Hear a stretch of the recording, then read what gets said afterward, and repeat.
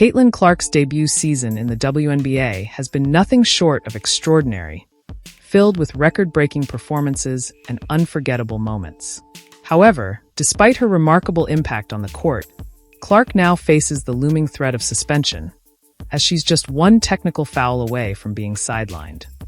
During the first 2 minutes of the first-round playoff game of the Connecticut Sun versus the Indianafever, DiJonai Carrington poked Caitlin Clark in the eye. Caitlin fell to the ground. She was holding her face. The refs did not call a foul. They didn't call a flagrant foul. The play continued. DiJonai is going up for the ball. She misses, and then her hand bends down like this and goes straight into Caitlin's eye. Can you believe it? All of this drama, just because of something as simple as tossing the ball. Caitlin Clark is taking over this league. And every passing game that she does something awesome, it makes the decision to leave her off the Olympic team that much stupider. It feels a bit ridiculous, doesn't it? Despite breaking records and showcasing her incredible skills on the court, the league seems more focused on handing out technical fouls than acknowledging her talent. NBA, I'm talking players, coaches, and refs.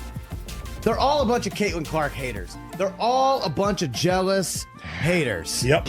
They are just working themselves up about Caitlin Clark just to hate on her. Skylar Diggins is bumping her. Their girls are complaining on the bench. Referees are getting into it now. They're all a bunch of haters. The referees seem all too eager to blow their whistles at any opportunity. DiJonai, she's a spice. Carrington, poking Caitlin Clark in the eye, regardless if you believe the eye poke was intentional or not. What happened to journalists and media? Well, standing by their stories and, of course, their opinions. Furthermore, can we stop trying to cancel people because we disagree with their opinions? Whether she's celebrating a big play, showing frustration, or just playing her game, it's frustrating to watch such a key player in the sport constantly treated like she's one step away from fouling out. All of this conversation around Indianafever fans, it's all just misguided over-hatred of Caitlin Clark. The WNBA seriously needs to reconsider how they're managing this situation. And pointing the finger at, those guys, they're the racists, when really, y'all are the racists. It doesn't seem right. Over in Indiana, the Fever are making headlines with their record-breaking performances, and much of that is thanks to Caitlin Clark. After nearly a decade without a playoff appearance, Clark, in her rookie season, has already secured a spot for them. That's nothing short of impressive.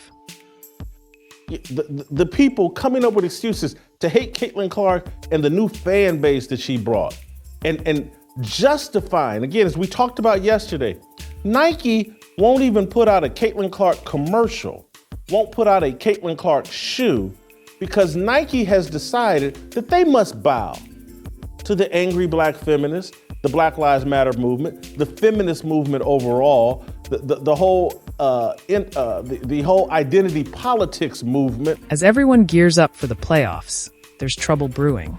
Caitlin Clark is dangerously close to facing a suspension.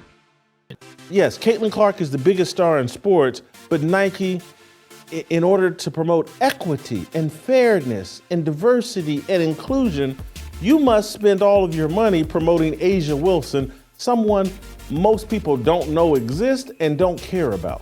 Here's the bottom line. Despite an outstanding rookie season filled with record-breaking moments, Caitlin Clark now faces a potential suspension due to the WNBA's strict rules. Is it even possible to cancel anyone anymore? If a player accumulates 7 technical fouls in a season, they must sit out the following game. And guess what? Caitlin is currently at 6, which means she's just one tech away from being sidelined. Carrington has spent the past several months mocking and smearing Clark. The Los Angeles Times provided that context with the following headline: Caitlin Clark suffers black eye. It was caused by a player who mocked and called her out. Well, that seems pretty easy. That seems very easy. But of course, the normal suspects take issue with this because the normal suspects, I don't know why we ever give Sarah Spain any credence at all, but we do on this show. And with the playoffs right around the corner, the timing couldn't be worse. Fans are on edge, feeling like they're watching a nail-biting season finale. Caitlin Clark got you watching the league. because it wasn't just her. You wanted to see who eventually she was going to end up going against. You saw other folks trying to get at her and trying to get at her team, and you saw fans and all of this other stuff going on, which we will get into, right? She has you transfixed on the entire league. That's why I brought up Michael Jordan. The problem goes beyond the rule itself. It's about how Caitlin Clark has been treated by the referees throughout the entire season. But when you with Caitlin Clark, you find yourself watching the league as well. We're talking about a rookie who has guided her team, broken records, and generated immense excitement in the league. Basketball has really consumed my life for a year, so I feel like it'll be good for me to kind of reflect back on everything that's happened. Like, I feel like I didn't even have time to really reflect on my college career because it ended so fast, and then I came here and was trying to give everything I could to this team, and it was special. There was a lot of things that this group accomplished that, you know, a lot of people probably didn't think was possible. Yet she continues to receive penalties for minor infractions. The 7 technical foul rule is meant to maintain control, but it seems like Clark is being penalized just for displaying her passion on the court. As the most impactful women's basketball player we've seen in a generation. And it took a combination of things, both on and off the court. Off the court, attendance, viewership. On the court, breaking the single season scoring record or the all-time scoring record in college. But now you see her in the WNBA, and you can say the exact same thing. Most impactful that we've seen in women's basketball for those same 2 reasons. Arenas were upgraded, viewership through the roof. But then when it comes to the basketball, what she was able to do was truly impressive. She averaged 19 and 8. For some context, I won Rookie of the Year. I think I averaged 12. Let her celebrate. What's truly frustrating is that most of her technicals aren't due to bad behavior warranting harsh punishment. They're mostly just reactions, like celebrating a big play or questioning a call. The operative word that comes to my mind is gratitude. There's an incredible level of gratitude that should be accorded to this young lady with what she did for the sport.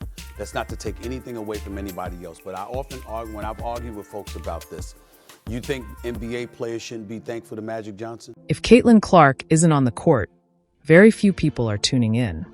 She is starting to push Asia as the best player in the league because I don't see anybody control a game the way Caitlin can. This just proves my point. NBA player DeJounte Murray, now with the Pelicans, recently mocked Sheryl Swoopes for claiming Caitlin Clark isn't dominant. Some of the records Clark has shattered make the criticism she faces almost laughable. I'm sorry. It's gotten to the point where Rookie of the Year is over 2-3 weeks ago. All of a sudden, Caitlin Clark is starting to push A'ja Wilson for MVP of this league, and I am not exaggerating. According to Michael Mill from Fox Sports, the final WNBA viewership numbers reveal a staggering 3-fold increase in ratings for Caitlin Clark's games compared to those of other players. I've got the fever. I can't help it. I can't stop watching. I can't stop talking about the impact Caitlin Clark is having on game after game after game. She takes over. She maestros.